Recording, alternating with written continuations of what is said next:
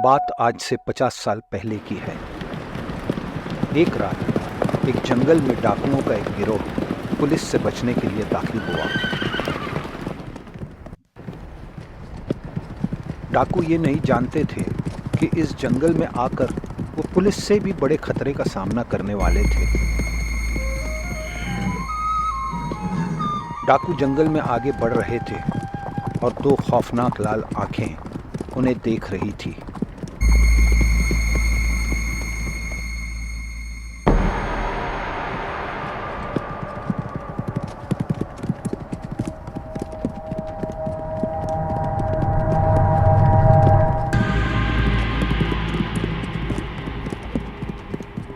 चार घंटे पहले ये डाकू गोवा के समुद्र तट पर बसे बड़गांव नाम के एक गांव की तरफ बढ़ रहे थे। गांव के लोग अपने कामों में व्यस्त थे। तभी उन्हें घोड़ों के कापों की आवाज आई।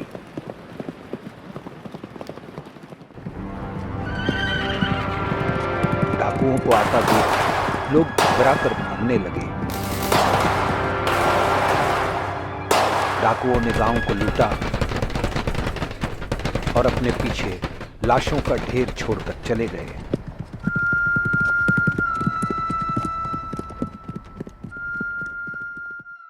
अब वो इस जंगल में थे। कुछ दिन जंगल में छुपने का इरादा करते हुए उन्होंने अपने खेमे जंगल में लगा दिए।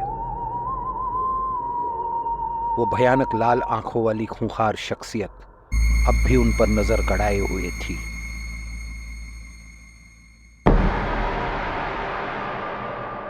अपने कुछ साथियों को पहरेदारी पर छोड़कर वो अपने खेमों में सोने चले गए।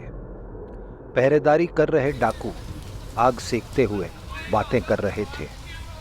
अचानक चारों तरफ से तेज हवाएं चलने लगी। तभी उन्हें अपनी तरफ आती हुई एक अजीब आवाज सुनाई दी।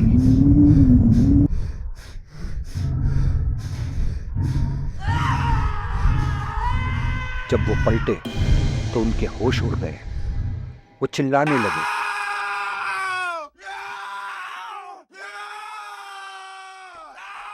अपने खेमों में सो रहे डाकू भी अपनी बंदूकों के साथ बाहर आ गए।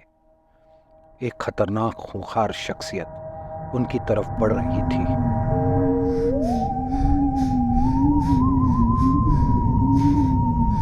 ना वो इंसान थी ना जानवर। घबराकर वो चीखने लगे। डाकुओं की चीख जंगल में गूंजने लगी। जब उनकी चीखें शांत हुई तो उनकी लाशें उनके खेमों के पास पड़ी थी। कुछ घंटों बाद सुबह हुई और पुलिस जंगल में पहुंची। पुलिस सख्ते में आ गई। हैरत की बात यह थी कि सारी लाशों के सर कटे हुए थे और उनके शरीर से खून गायब था।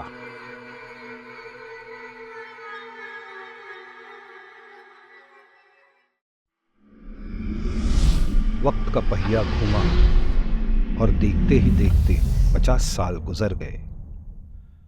50 सालों बाद वो जंगल तो वैसा ही था, लेकिन पास का बड़गांव नाम का गांव अब एक छोटा शहर बन चुका था।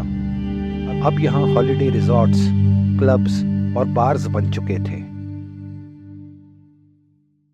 जब सुबह सूरज अपनी किरणें बिखेरता था तो इस छोटे शहर की खूबसूरत बीचेस जिंदा हो जाती थी और रात को ये शहर म्यूजिक की गूंज और रोशनी की जगमगाहट में डूब जाता था। दुनिया के हर कोने से टूरिस्ट यहाँ आते थे। समुद्र तट पर कसीनो वाली क्रूज शिप्स थी जिसमें लोग जुआ खेलने आते थे। यहाँ खामोशी और शोर एक साथ रहते थे। खामोशी और शोर के इस संगम में यहाँ के लोग 50 साल पहले पास के जंगल में घटी उस खतरनाक वारदात को भूल चुके थे और ये उनकी सबसे बड़ी गलती थी।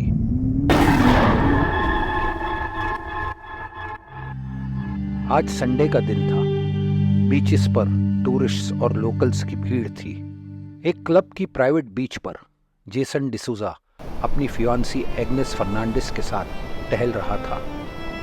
दोनों एक दूसरे से प्यार करते थे और शादी करने का इरादा रखते थे। जेसन एक छोटी एक्सपोर्ट कंपनी का मालिक था। संडे के दिन जेसन और एग्नेस इस प्राइवेट क्लब की बीच पर दिन गुजारते थे और साथ में लंच करते थे। अचानक एग्नेस को अपने घर से फोन आया। हाय मॉम, मैं जेसन के साथ बीच क्लब पर हूँ। ठीक है, मैं 15 मिनट में घर पहुँच जाऊँगी। जेसन, घर पर लंदन से कुछ मेहमान आए हैं। आई एम सॉरी, मुझे फौरन घर जाना पड़ेगा। तो आज हम साथ में लंच नहीं करेंगे क्या? लंच तो हम साथ ही करेंगे डार्लिंग। मैं 1 बजे तक वापस आ जाऊँगी, प्रॉमिस। वापस आने का वादा करके एग्नेस बीच से चली गई। जेसन को कुछ खाली बीच चेयर्स नजर आई और वो एक बीच चेयर पर आकर बैठ गया। पिछले कुछ हफ्तों से वो अपनी जिंदगी में बहुत सारी परेशानियों का सामना कर रहा था। जेसन का ख्याल अचानक टूटा जब उसकी नजर पानी की मचलती हुई लहरों में एक लड़की पर पड़ी।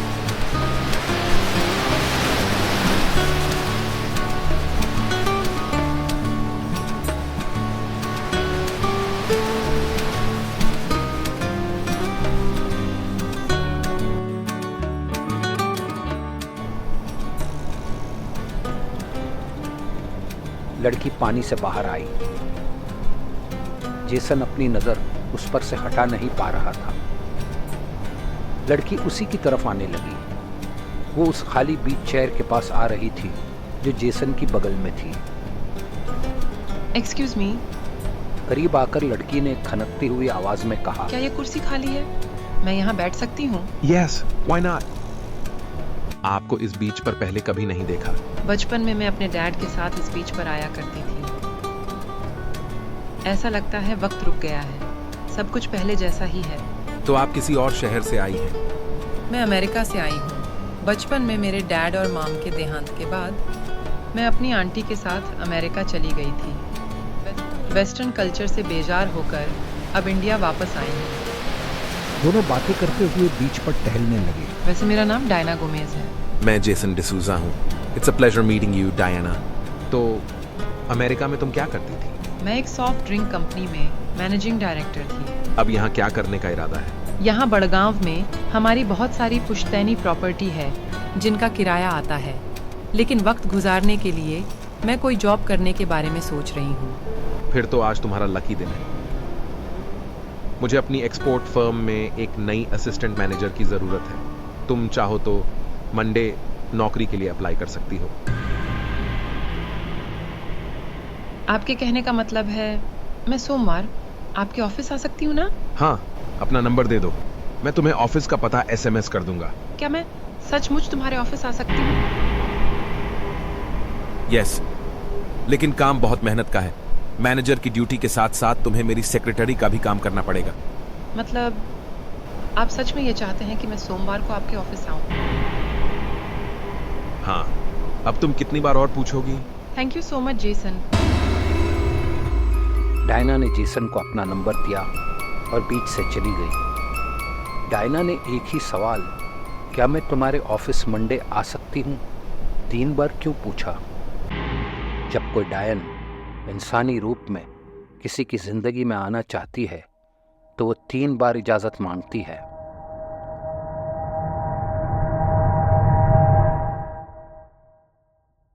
क्या ये लड़की डायना बड़गांव के जंगल की डायन थी?